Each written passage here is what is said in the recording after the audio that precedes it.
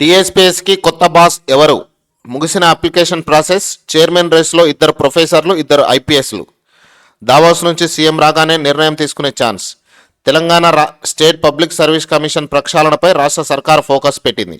అందులో భాగంగా కొత్త టీంను నియమించేందుకు కసరత్తు షురూ చేసింది.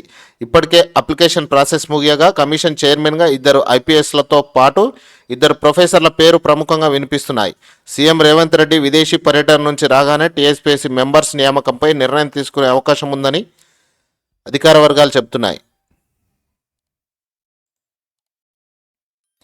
బీఆర్ఎస్ హయాంలో నియమితులైన టీఎస్పీఎస్సీ చైర్మన్ జనార్దన్ రెడ్డితో పాటు మరో 4 సభ్యులు ఇటీవల రాజీనామా చేశారు. దీంతో కొత్త బోర్డు ఏర్పాటుకు ప్రభుత్వం నిర్ణయించింది.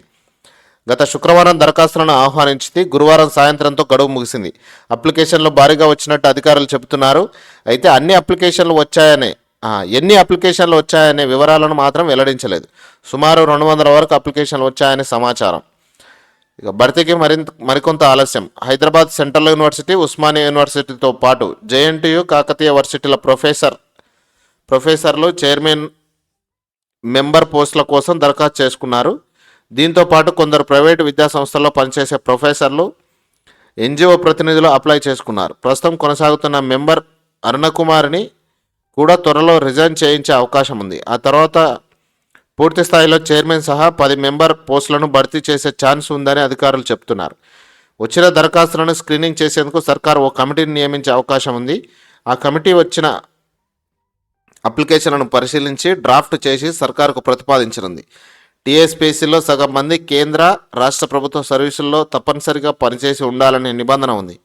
దీంతో కొందరు సర్కార్ సీనియర్ ఎంప్లాయీస్కు కూడా మెంబర్లుగా పెట్టే అవకాశం ఉంది. చైర్మన్ రేస్లో ఐపీఎస్. టీఎస్పీఎస్సీపై నిరుద్యోగులు నమ్మకం కలిగించేలా కొత్త చైర్మన్ను నియమించాలని సర్కార్ భావిస్తుంది. దానికోసం సరైన వ్యక్తిని నియమించేందుకు ప్రయత్నాలు ముమ్మరం చేసింది.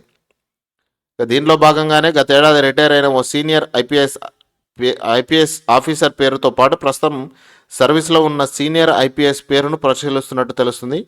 రిటైర్డ్ అయిన ఐపీఎస్ సర్వీస్కు ఏడాది పాటు పొడిగించి వినియోగించుకోవాలనే యోచనలో సర్కారు ఉన్నట్టు సమాచారం. మరోపక్క ప్రస్తుతం ఉన్నత విద్యాశాఖలో పనిచేస్తున్న హెచ్సియు ప్రొఫెసర్ పేరు కూడా వినిపిస్తుంది. JNTU senior professor, OU senior ప్రొఫెసర్ల పేర్లు పరిశీలనలో ఉన్నాయి.